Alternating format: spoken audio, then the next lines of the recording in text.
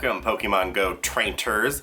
My name is Ludo, and this is a Pokemon Go AR snapshot tutorial for beginners. Today we're going to be showing you 6 different weather conditions and scenarios for which to take your photos while also getting the best snapshot of your Pokemon. As I said, my name is Ludo, and normally here we do Pokemon Go vlogs. So if that's your fancy, maybe consider subscribing and joining the Fab Fam. Now, don't worry, I know you may be thinking that, man, this just isn't gonna help me. I don't know how to take photos. I promise and assure you this is a beginner's tutorial. No tricks or complicated methods here. We're just gonna be showing you some simple photography tips on depth of field, composition, and lighting. We promise, after this video, your Pokemon and local parks, along with these tips and tricks, will become your new playground, and we guarantee you'll see an improvement in your photos or your money back guarantee. No, they're not paying. Oh, they're not? No, they're not paying. Oh. So without further ado, get out your phones, follow along. No, they're not following along. Oh, no, again? Okay. Just get to the video. So without further ado, let's get into the video. Alright, let's start things off taking pictures indoor, normally done on a rainy day. Now, I know some of us have busy lives, but you know what? You may want to clean up some of this mess. I assure you, nobody wants to see that. And when you think you've cleaned it enough, oh, well, you're gonna need to clean it again. You want it to look as pristine as you can. Now let's place our Pokemon. Always make sure to have your phone in landscape or turned sideways. If you see the placement here is a little too forward in space, we're going to replace that.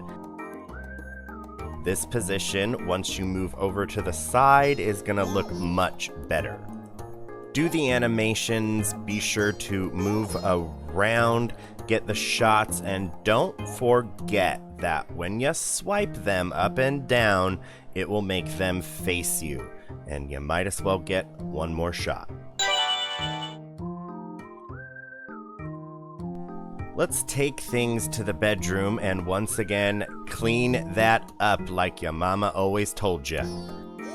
We're gonna place the Pokemon on top of the bed, phone sideways as always, and voila.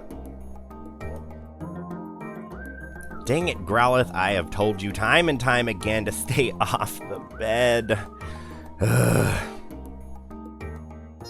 Oop. Alright, let's get out of here. One more. Alright. Bye, Growly.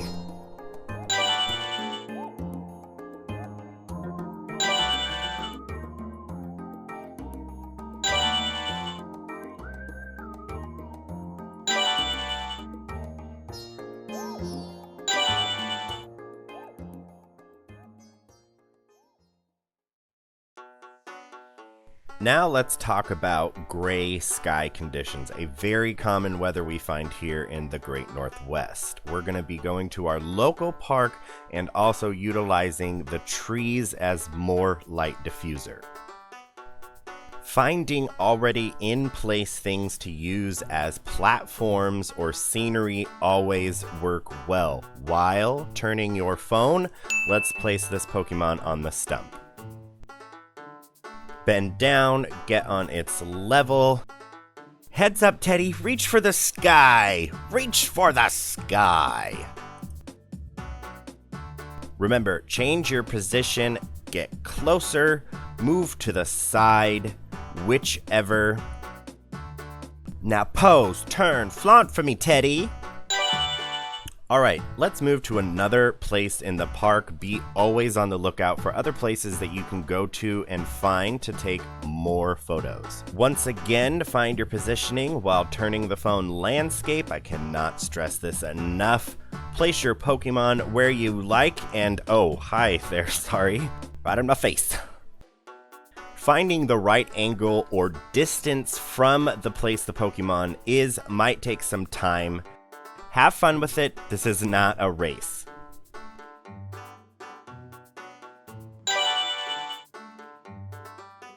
Remember to tap the Pokemon to get those attack animations. Those always make for good shots. As always, don't overstay your welcome. I think this Ursaring would like to be left alone.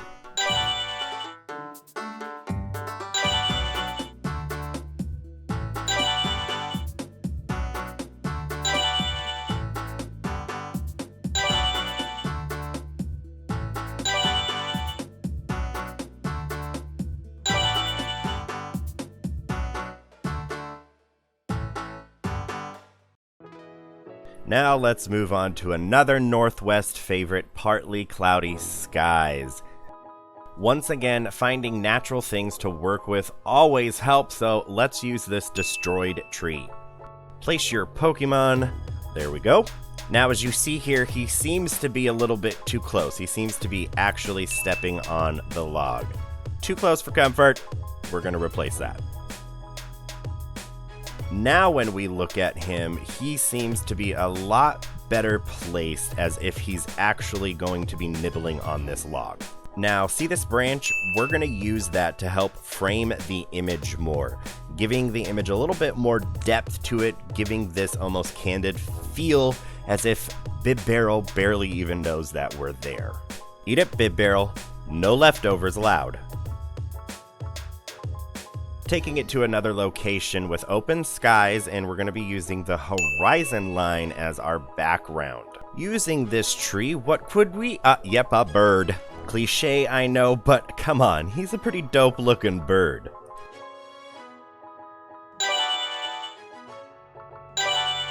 Once again, move around, find some other positions, and try using some of the background as a horizon line to set up the shots.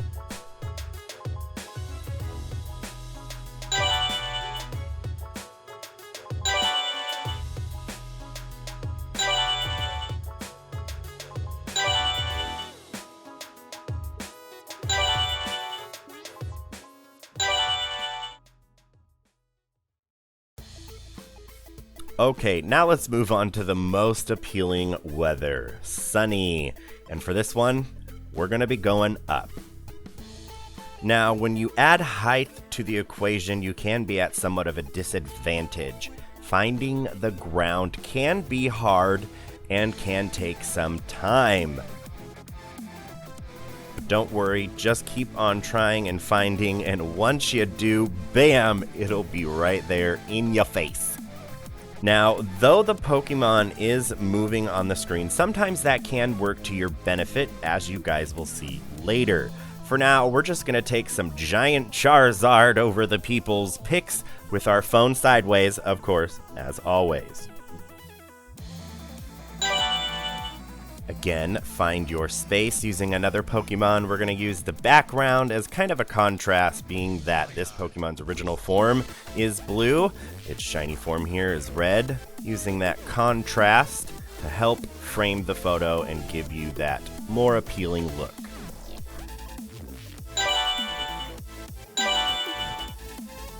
Now here is where I honestly have no idea how this happened or what I technically did.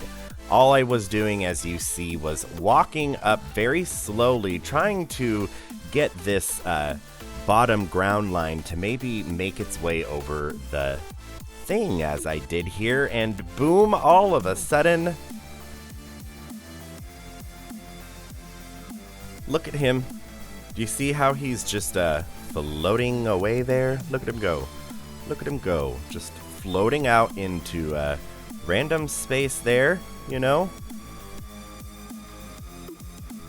Oh, what? See? Then he bounces back. Much like we had with the Charizard, we had that movement, and this ended up being great placement.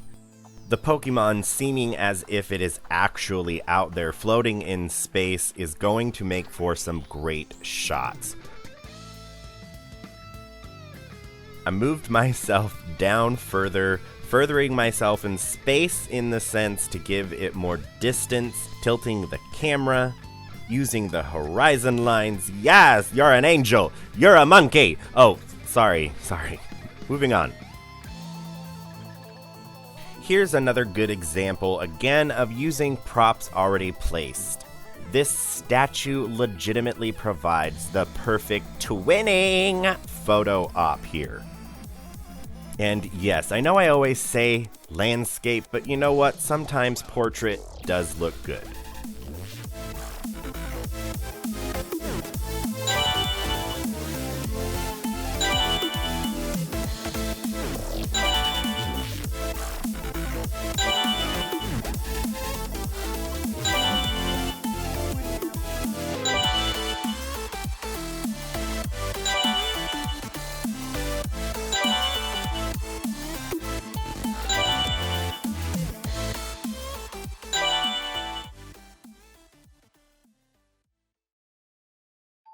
Now, let's get a little spoopy.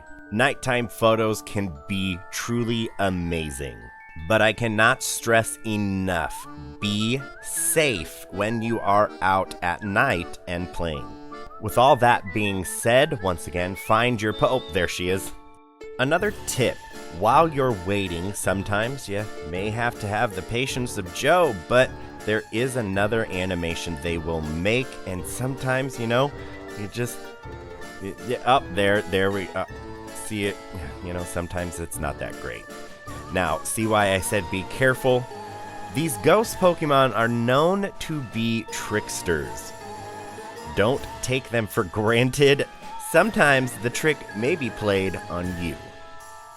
Much like this joke of a placement. Yeah, see, not good. No. We're gonna replace that.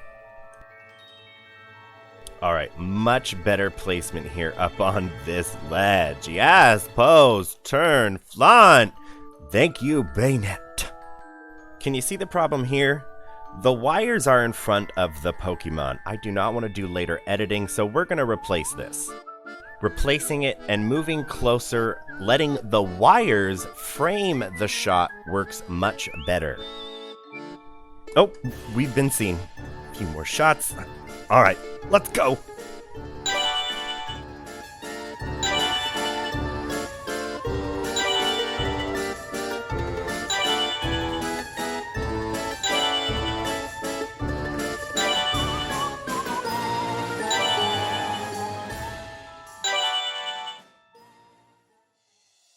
And last but not least, let's talk about a method known as Minimon. It's not what you think. So you can do this method oh, look, there's my kitty. Oh, gosh, that zooming is horrid. Never mind. Okay, sorry. So, as I was saying, this can be done anywhere, really, and with any Pokemon. Right, Meow, we're going to use Mew. And this method is just to simply black out the background. I'm doing so with my finger being placed over the lens. Meow, it's all black. Well, black enough. And we can let the photo shoot begin. And again, sometimes you're gonna have to sit and wait for that random animation. There we go. Thank you. Change your position and again, cover up the lens and shoot.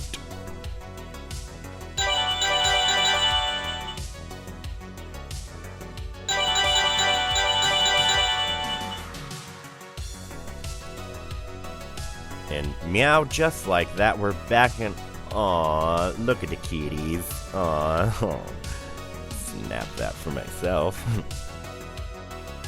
So now you see here the simple blacked out photos of Mew and Meow. I'm going to shh for a bit and let you watch how I edited these two photos using two different programs. Well, actually, it's a pre-recorded, sped up editing. It would take too long to do. Oh, it's starting, sorry. Enjoy.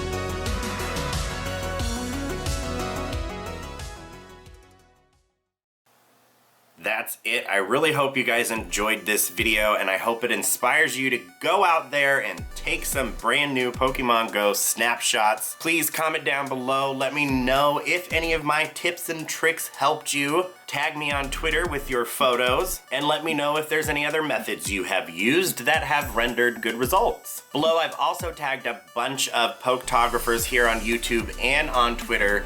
I myself am a visual learner, so just looking at photos sometimes is enough to give me that inspiration.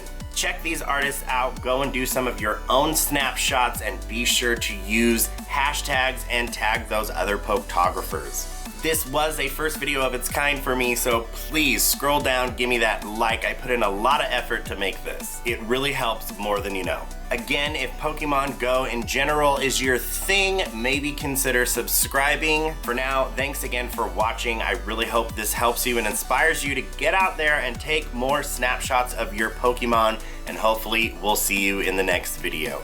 Stay fabulous, trainers. Bye!